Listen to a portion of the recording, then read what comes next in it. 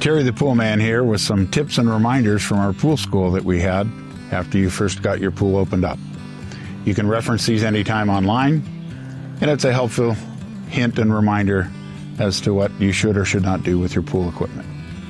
First off, we have the water flowing from the pool through your pump, through your chlorinator, through your filter, through your Low-Chlo chemical system, through the heater and back to the pool.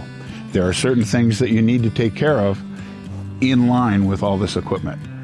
I'd like to show you that now. First of all, before you open up anything on this pool equipment, you need to turn the power off.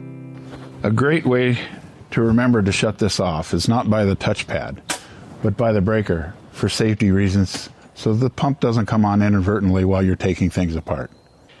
The first step would be for cleaning out the basket on your pump. Open the lid.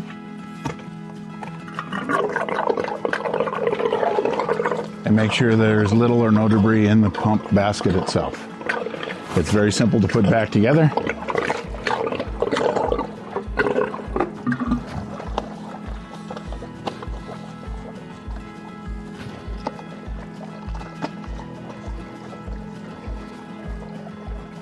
And away we go.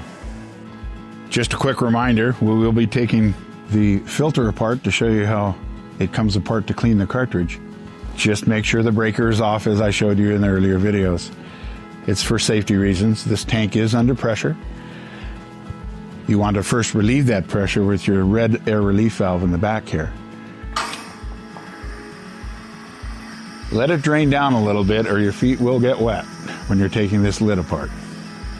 Clutch the side, red handle on the ring for your filter tank. Give it a turn, the lid lifts right off. After that, you simply pull the cartridge out, hose it off, return it back to the canister, and reassemble it.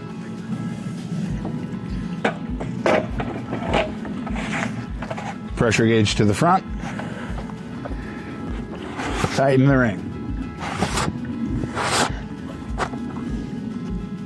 There you go. Your filter is now ready to turn back on. Next up, your control panel.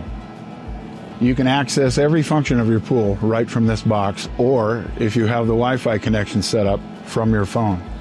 The screen on your phone will look similar to the one that's here on this keypad. You'll see it illuminated at the moment. If you touch the temperature, it will take you to the main functions. Your timer or schedule, your water feature if you have one, your heater control, and your pump. It changes color if it's on. Right now the pump is on. It's highlighted in blue, and it's timed for a regular filter schedule. That is also highlighted in blue. You can change any of the functions on the pump, high, medium, low, or a custom speed, or leave it in the normal filtration cycle. But to turn it on and off, it's a simple push where it says on, it will go off. And vice versa. Now your heater will not run without the pump running, so we're going to turn the pump back on and show you how to turn your heat and set your temperatures. You can hit the back button and go to where it says heat and cool. Currently the pool is at 70 degrees. The set temp, you have a plus and minus here. You can turn it up as high as 90 degrees. You can set it anywhere you want, but it's not going to remember that temperature unless you hit the check mark button. Then it'll stay that way 24/7 unless you decide to change it to a different temperature. Just a quick tip. When you're activating your keypad for any of the functions, it does not function like your cell phone. This is designed for wet fingers, and you have to physically push on the screen in order to activate whatever you're looking to turn on or off.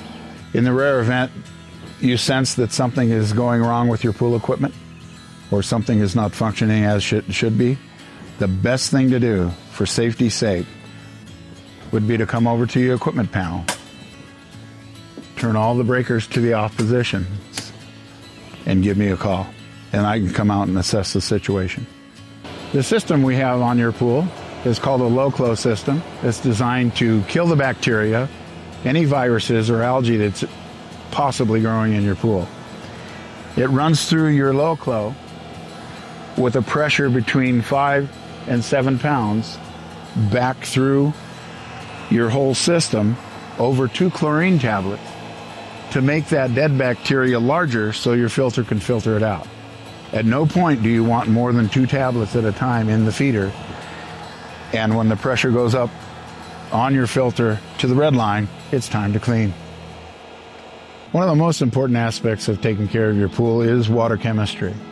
You've been given an assortment of chemicals at your startup, your pool school, and you'll be given a PDF or a paper copy of the manufacturer's instruction on how to care for your pool. pH, alkalinity, calcium hardness is a very important aspect of keeping your pool water not only shiny and swimmable, but it protects the finish of your pool so that you don't encounter any problems down the road. Just a few safety reminders and tips for your auto cover. Keep in mind that you need to remove prior to opening your cover any debris that might be on top of it or any cover pumps, pool toys that might be floating on top of the cover itself. After that, when you go to close the pool, it's very important to remember swimmers are out of the pool, pool toys are out of the pool, and there aren't any cords or anything from the cover pump or anything in the way of the cover closing. To open or close your pool cover, you need to type in your code. Now, the factory presets are 1, 2, 3, 4, and check. You can change this at any time if you wish to. You simply press those numbers and the check mark and either open or close the cover. Thank you for taking the time to go over these important reminders and tips for maintaining your pool.